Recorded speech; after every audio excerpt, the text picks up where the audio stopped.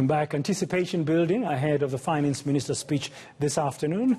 Tito Mboweni will deliver his 2021-2022 budget speech amid the country's struggling economy and, of course, amid the coronavirus pandemic. My colleague, eNCA reporter Thuba Vilane, is with a farming community of Gingindlovu in KwaZulu-Natal to find out their expectations ahead of the speech this afternoon. Good morning, Thuba Vilane.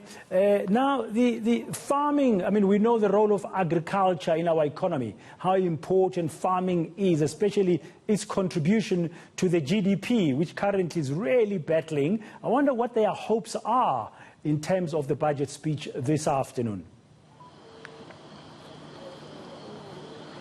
Yes, Praten, that's a very crucial and important sector in the country and as well as in the province of KwaZulu-Natal. We understand that the agricultural sector contributes around over 4% to the provincial GDP.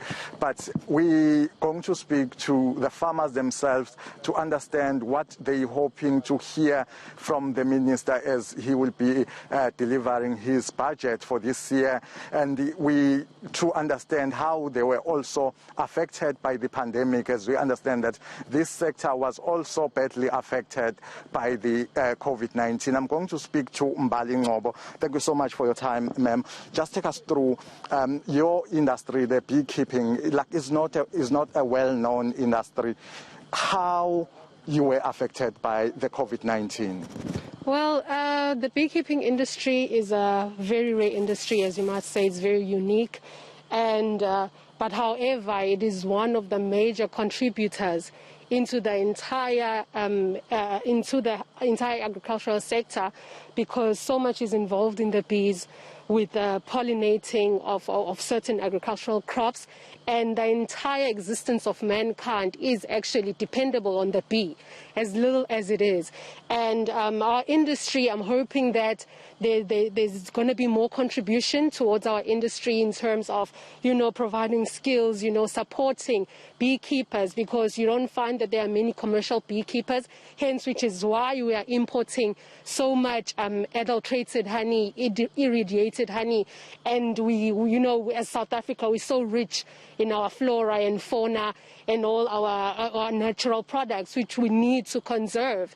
And we need to conserve the ecology of the bee. We need to conserve our natural forestation, which is why we feel that this industry, the minister must also look into it and uplift this industry with the skills development, because it's a rare skill, it's a unique skill. So it's like we are actually holding a golden or a treasure in our hands that we need to put out there to the people and be able to penetrate into the rural communities, because this industry, it's not only just about the honey and the bees, but also there are so much more that is there. The manufacturing of hives, which is a skill on its own, creating employment, job opportunities. There's honey, there's wax, there's propolis, and so many other things that we would like to go into actually growing in this industry. Yeah. So you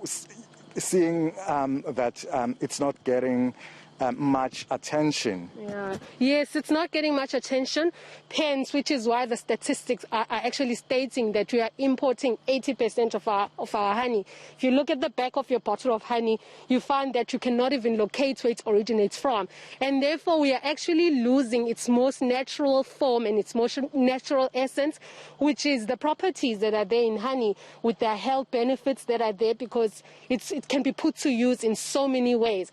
But however, we find that it ends up not even being able to actually be beneficial in that way, because once you lose all the natural content and all the natural properties, then it becomes of no use. So why not uplift the beekeepers that are here and be able for them to be able to compete commercially, to be able to be certified, but providing the honey in its most natural form directly from the hive, and you are able to even say that this honey is from Tunzini.